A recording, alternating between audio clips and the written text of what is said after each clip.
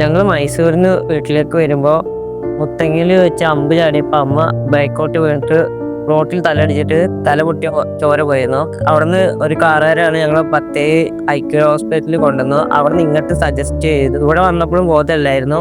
ഡോക്ടർമാർ പറഞ്ഞത് പെട്ടെന്ന് സർജറി ചെയ്യണമെന്നായിരുന്നു. അന്ന് രാത്രി തന്നെ ICUലാക്കിയിട്ട് സർജറി ചെയ്തു. അമ്മക്ക് ഇങ്ങോട്ട് കൊണ്ടുവരുമ്പോൾ ഓക്സിജൻ ലെവൽ ഭയങ്കര കുറവായിരുന്നു. ഒരു 5 ദിവസത്തിന് തന്നെ അമ്മക്ക് റെസ്പോൺസ് വന്നു ICUന്ന്. അപ്പോൾ ജനറൽ വാർഡിലേക്ക് മാറ്റി. ജനറൽ വാർഡിൽ ഒരു 2 ദിവസം കടന്നിട്ട് കണ്ണൊക്കെ തുറന്നപ്പോൾ കുറച്ച് കാലും കൈയൊക്കെ അനക്കാൻ തുടങ്ങിയപ്പോൾ PMRലേക്ക് മാറ്റാന്ന് പറഞ്ഞു.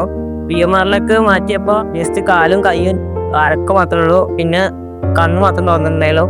PMRൽ ഒരു 3 ആഴ്ച ട്രെയിനിങ് ഒക്കെ ചെയ്തപ്പോഴാണ് അമ്മ നടക്കാൻ തുടങ്ങിയത്. ഇപ്പോൾ എല്ലാവരും ചെയ്യുന്ന പോലെ തന്നെ നടക്കും, ബാത്റൂമിലൊക്കെ മര്യാദക്ക് പോകും. ഇപ്പം പഴയ പോലെയാണ്. അതിനെ ഞാൻ കാണുന്നത് കാഷ്വാലിറ്റിയിലാണ്. ഇനീഷ്യലി ഒരു ആക്സിഡൻറ്റ് കഴിഞ്ഞ് ഇമ്മീഡിയറ്റ്ലി ബോധരഹിതയായിട്ടാണ് രാധേനെ ആദ്യം ഞാൻ കാണുന്നത്.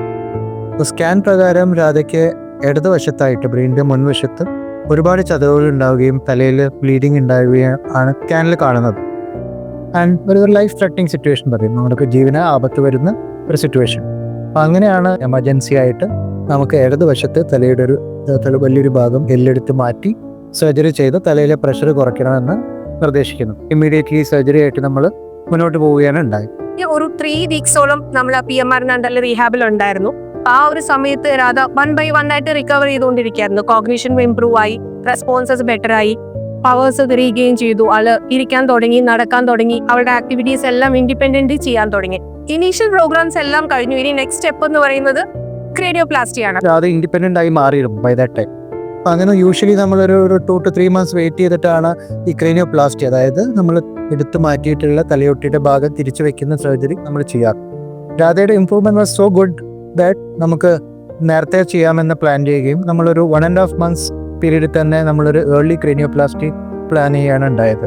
ആൻഡ് പോസ്റ്റ് നമ്മൾ അഡ്മിറ്റ് ചെയ്തു, ക്രേനിയോപ്ലാസ്റ്റി കഴിഞ്ഞു, സെയിം ഡേ വാർഡിലേക്ക് മാറ്റി. 2 days പോസ്റ്റ് സർജറിയാണ്. Is doing well from the entire neuro rehab team. We wish all the best for Radha.